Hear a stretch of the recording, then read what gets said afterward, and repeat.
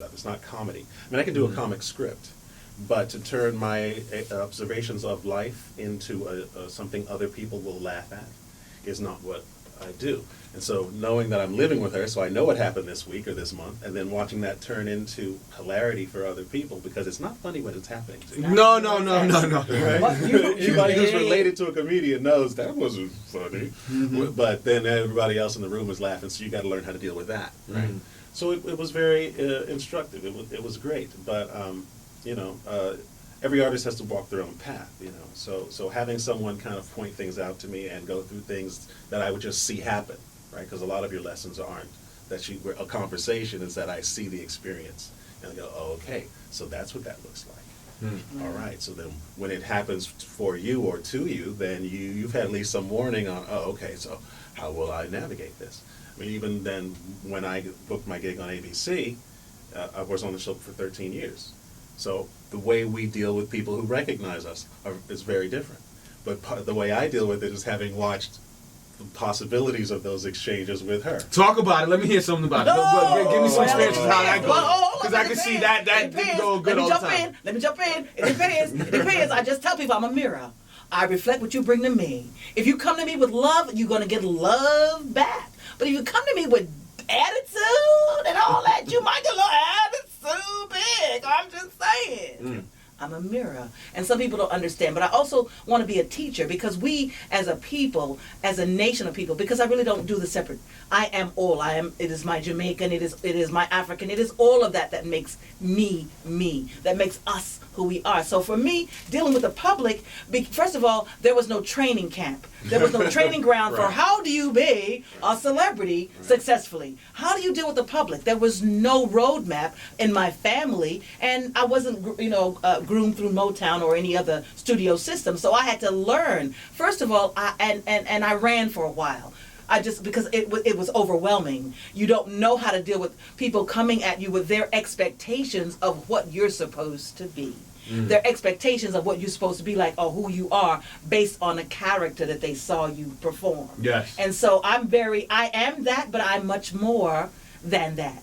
So I learned after trial and error and after being hurt, getting my feelings hurt because of people's expectations of what I was supposed to do. Oh, you ain't this, or I thought you were that. Well, that might be today, but I, like you, am not always the same way.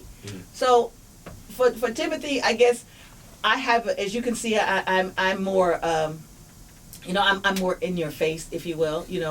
I will bring it. I will come with it. My heart pumps no Kool-Aid. So, but when you had to make them stop, stay, then pay, when you were the only girl, when you were the only woman of color, when you came with an intellect. And she worked alone, right? I mean, alone. So there was no dude watching her back, and you out in the park, the world. And so if somebody gives you, if you do a little set and say it's early, you get $20 that people see, there's dudes who want that $20. Absolutely. So there's more, there's a lot going on that you've got to do. And she is a person who could and did just go out and do it. Yeah. Right? It wasn't like other comedians were trying to help you. No. Because comedians are very funny people, but you've met them. Yes, right? I've had the pleasure. Generally, they are damaged individuals. Well, you said it, not me. Who find a way to channel that into comedy. Absolutely. But now when you're just out with them, you don't need. So it's a competitive world, is what I'm trying to get to. I'm not trying to belittle those artists. It's a competitive world. So she went out and did it. Well, nobody looking for the first woman, right? So she deserves a great deal of respect that she doesn't get, because in that period, most of those brothers went on to TV success. So that means they went west, and so they were gone. Right? You both of you are legends in your own right, but you've had the pleasure to work with Denzel, the Bill Cosbys, the De Niros. How is that like? I always tell people it's work.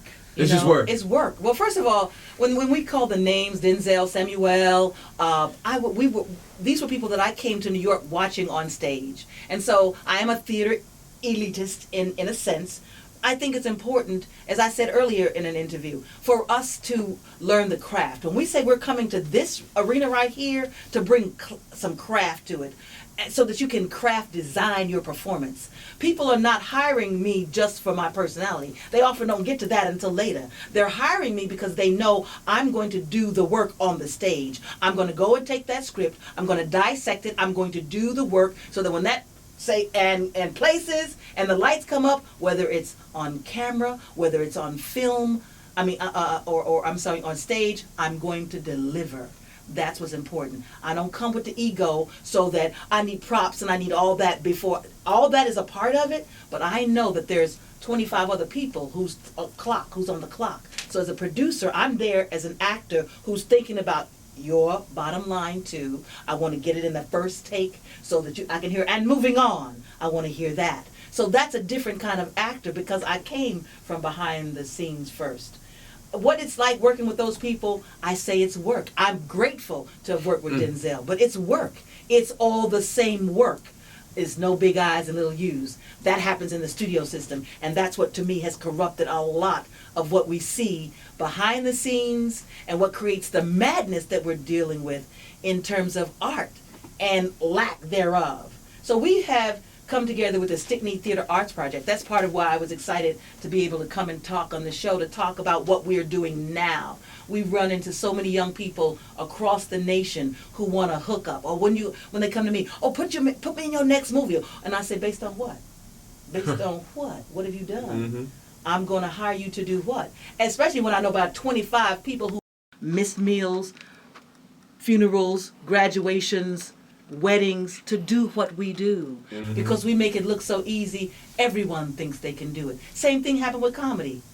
I was one of the first. There was Thea Vidal before me. But see, I know my history. Before Thea Vidal, there was a woman named Ruth Draper back in the day. There was LaWanda Page. There was women doing this thing we call comedy. But we all know Moms, but Moms was one.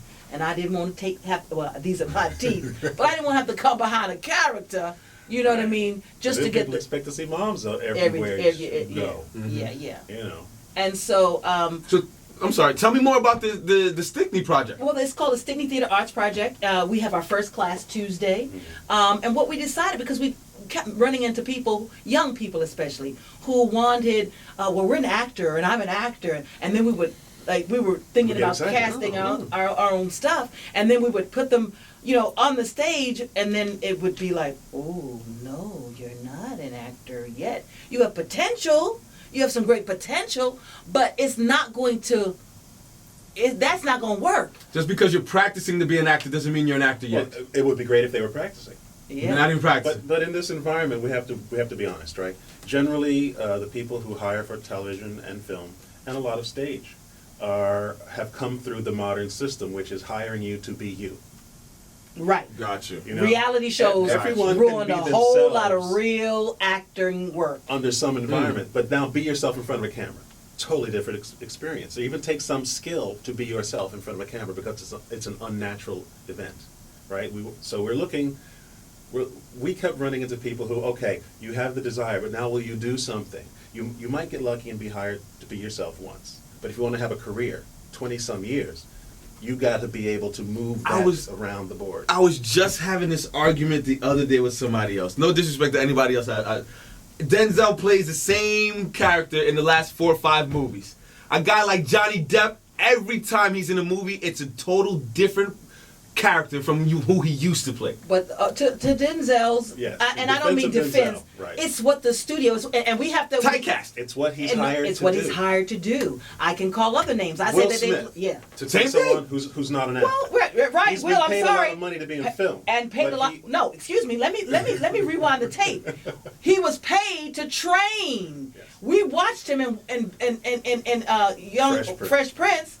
Mouthing people's words while they were saying the words because he wasn't an actor. He had not learned any craft yet.